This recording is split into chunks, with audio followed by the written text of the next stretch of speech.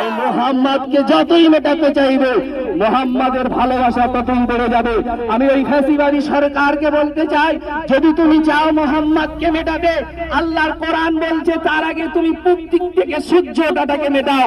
যতটি সম্ভব নয় যে তুমি পূব দিক থেকে সূর্য ওঠাটা তুমি যেমন বন্ধ করতে পারবে না, তেমনি মুহাম্মাদের ভালোবাসাকে কখনোই তোমরা আটকাতে পারবে না। নারায়ে তাকবীর।